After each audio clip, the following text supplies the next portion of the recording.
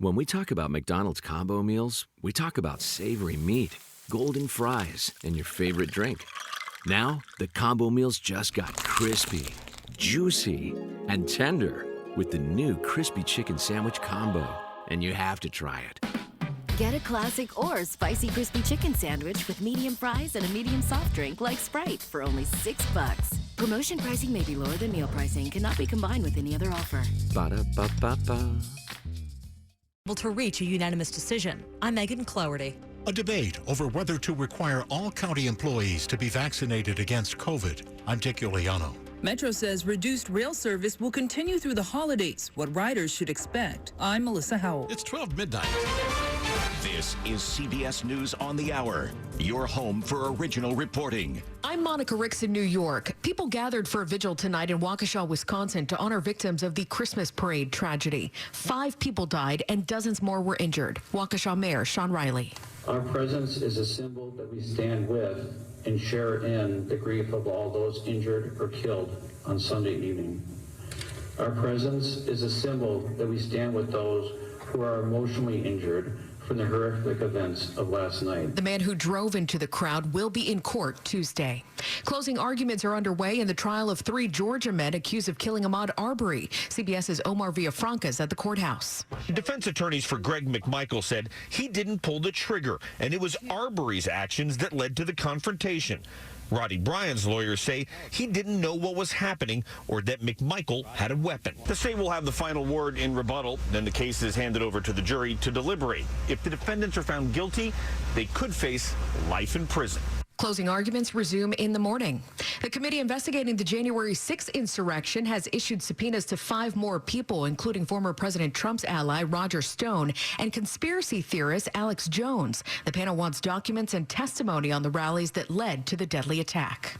Thanksgiving Day travel could reach pre-pandemic levels. Here's CBS's Errol Barnett.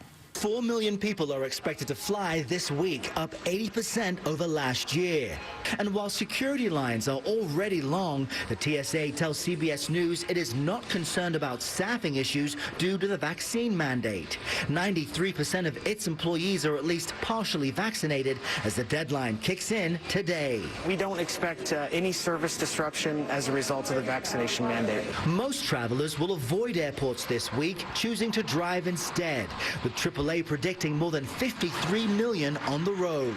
Pushback from the military to the Biden administration's COVID vaccine mandate could pose a threat to national security. CBS military analyst Colonel Jeff McCausland. At the moment, the United States Navy has the highest vaccination rate at slightly under 97%, followed by the Air Force at 96%, and the Army at about 92% of active duty soldiers. Those who don't get the shot by Sunday face dismissal. The families of most of those killed in the high school massacre in Parkland, Florida in 2018 will reportedly get $127 million in a settlement from the federal government. They sued over the FBI's failure to stop the gunman despite getting tips about an attack. The gunman did plead guilty last month and faces a possible death sentence. This is CBS News. Now, regional business insights from Reggie Jones, managing partner at Fox Rothschild Attorneys at Law and member of the Greater Washington Board of Trade. 2 groups of large employers are not covered by the new OSHA Emergency Temporary Standard. Federal contractors covered under the Safer Federal Workforce Task Force guidance, and workplaces subject to the requirements of the Healthcare Emergency Temporary Standard. This can become difficult to manage while running a company. Fox Rothschild helps your company navigate what compliance looks like for you. The Greater Washington Board of Trade, pro-business and nonpartisan. Learn more at BOT.org. WTOP at 12:03.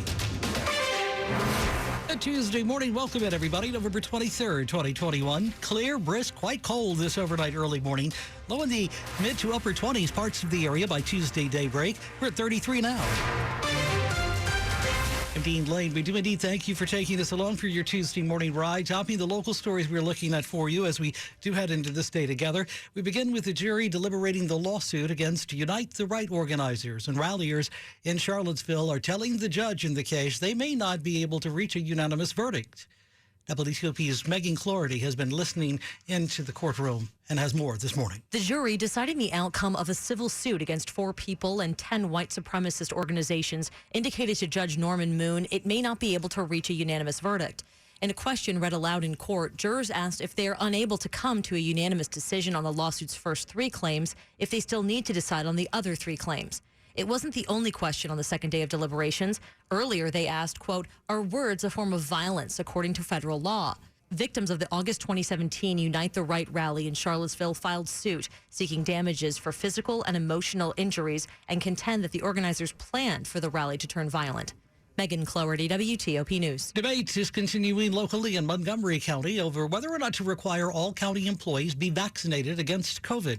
Montgomery County Council member Hans Remer is a lead sponsor of the bill that would make COVID vaccination a condition of county employment. We can do that. I think it is a practical, necessary policy. Like other counties, Montgomery is facing staff shortages, especially in public safety.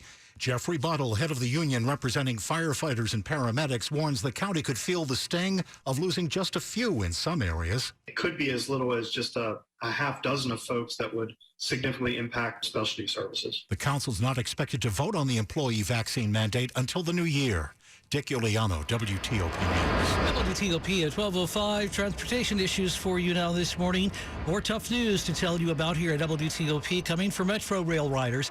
Metro now says reduced rail service will last through the end of the year. Riders should plan for reduced service at least through December 31st. Metro doesn't have a set timeline on when the 7000 series fleet will be back due to safety testing, but the series outlook for January depends on how the restoration plan turns out. As for the 6000 series rail cars, supply chain shortages have been an issue, but General Manager Paul Wiedefeld says as parts come in, they'll be returned to service. This month, Metro will be working to make sure its new inspection intervals are sufficient enough to get more trains up and running. Right now, almost 75% of Metro stations have trains arriving about every 10 minutes. They plan to provide an update before the end of the year. Melissa Howell, WTOP News. WTOP at 12:06.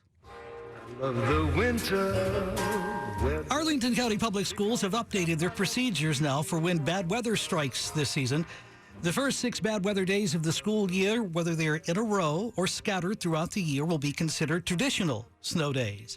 But after those 6 days are used up, if bad weather forces schools to keep kids at home, virtual classes then will be held. They say that will allow learning to continue and allow the school system to avoid having to add makeup days at year's end.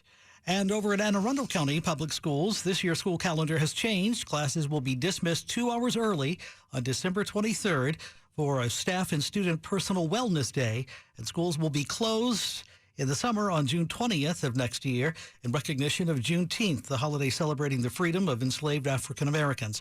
The school board is also asking the superintendent to review a plan to possibly close schools on May 3rd, 2022. Currently, that's a day off for students and a professional development day for staff. Stay tuned. 12:07, an update on traffic and weather coming right up. For Mervis Diamond Importers, this is Ronnie Mervis.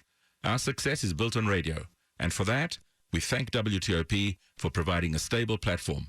We're fortunate to have TOP as our lead radio partner for over 20 years. When it comes to reaching decision makers and the influential people who make up the fabric of Washington, nobody performs like WTOP. That's why we partner so well. Mervis advertising campaigns rely on 3 essential elements: true product benefits. Are you in excruciating pain brought on by your son, daughter, or spouse suffering from addiction? You are not alone. If you call Recovery Centers of America today at 1-888-RECOVERY, your whole family can begin to recover. At Recovery Centers of America at Capital Region and Bracebridge Hall, your loved one will be treated with care by expert addiction professionals, while family programming will give you support and healing so that you can recover as well. RCA accepts insurance, provides transportation, and offers intervention services. Call 1-888-RECOVERY now. More than 1 in 3 people will face cancer in their lifetime. Unfortunately, fear can stop you from getting your cancer screening, but it won't stop cancer. Early detection can save your life. Don't wait for symptoms to appear to act. Cancer screening is safe, effective, and accessible for everyone, including free or low-cost screening programs. Go to cancerscreeninfo.com right now for free screening resources and recommendations from the American Cancer Society. Don't wait. Early detection can save your life. Go to cancerscreeninfo.com today. cancerscreeninfo.com.